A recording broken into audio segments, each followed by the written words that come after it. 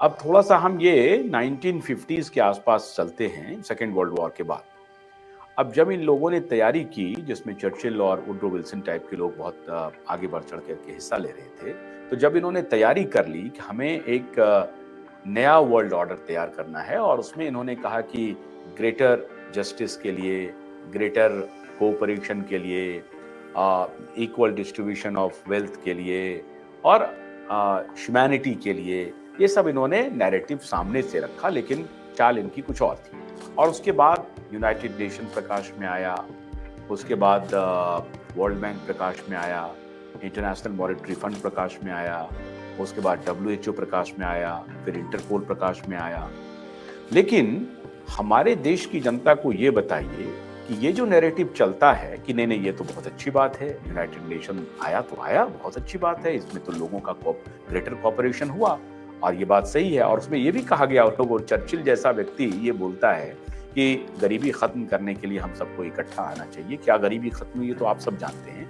मेरा ये मानना है, मेरा ये आपसे पूछना है कि यूनाइटेड नेशन को ही एक टेस्ट केस ले लेते हैं। अब यूनाइटेड नेशन का एक सिक्योरिटी काउंसिल है, उस काउंसिल के कितने सदस्य हैं?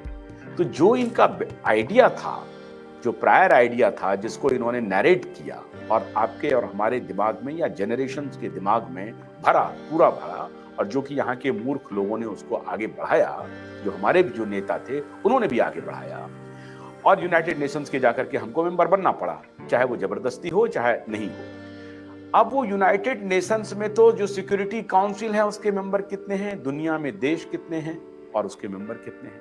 तो ये समान प्लेइंग ऑर्गेनाइजेशन तो है ही नहीं। समानता के उस सिद्धांत को, जिस सिद्धांत पे ये नया वर्ल्ड ऑर्डर तैयार कर रहे थे, वो समानता का सिद्धांत तो फॉरफिट हो गया। बिल्कुल। तो आपने जो वुडरो विल्सन वगैरह की बात की, तो मेरे इन पे भी कुछ टेलिंग कोट्स है बहुत on this is by Woodrow Wilson, जो प्रेसिडेंट हुआ करते थे यूएस के एक टाइम पे। Since I entered politics, I have chiefly had men's views confided to me privately. Some of the biggest men in US in the field of commerce and manufacture are afraid of something. They know that there is a power somewhere so organized, so subtle, so watchful, so interlocked, so complete, so pervasive, that they better not speak above their breath when they speak in condemnation of it. ठीक है, तो ये Woodrow Wilson का coat है। फिर Theodore Roosevelt, जो former president आया करते थे अमेरिका के, political parties exist to secure responsible government and to execute the will of the people. From these great tasks, both the old parties have turned aside. Instead of instruments to promote their general welfare, they have become tools of corrupt interests, which will use them to impartially serve their selfish purposes. Behind the ostensible government sits enthroned an invisible government, owning no allegiance and acknowledgement, no responsibility to the people. To destroy this invisible government, to dissolve the unholy alliance between corrupt business and corrupt politics is the first task of the statesmanship of the day. ठीक है, ये सब former president रहे America के जो बात कर रहे हैं कि शैडो गवर्नमेंट एग्जिस्ट करती है। ये दूसरे सेनेटर है, सेनेटर डैनियल के नो, ये highest ranking Asian American politician, मतलब स्टेट्समैनशिप की आड़ में आपने बहुत बढ़िया से उन्होंने उनके कोट से ये प्रतिपादित कर दिया कि स्टेट्समैनशिप की आड़ में कि आगे चेहरा कुछ रखा हुआ है और पीछे कुछ और चला रहे हैं, ये कह रहे हैं Roosevelt.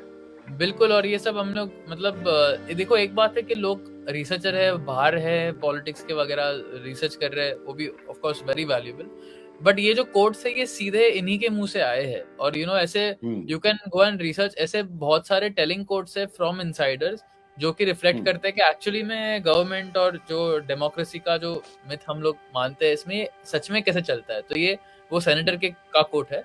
There exists a shadow government with its own air force, its own navy, its own fundraising mechanism, and the ability to pursue its own ideas of national interest, free from all checks and balances and free from the law itself.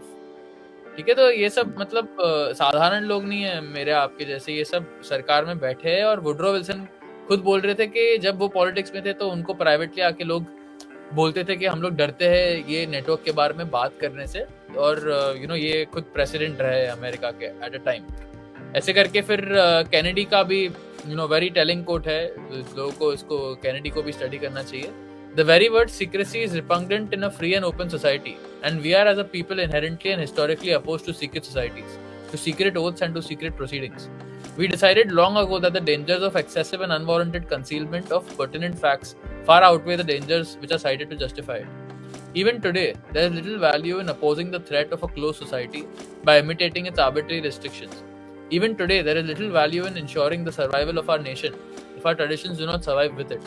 And there is very grave danger that an announced need for increased security will be seized upon by those anxious to expand its meaning to the very limits of official censorship and concealment.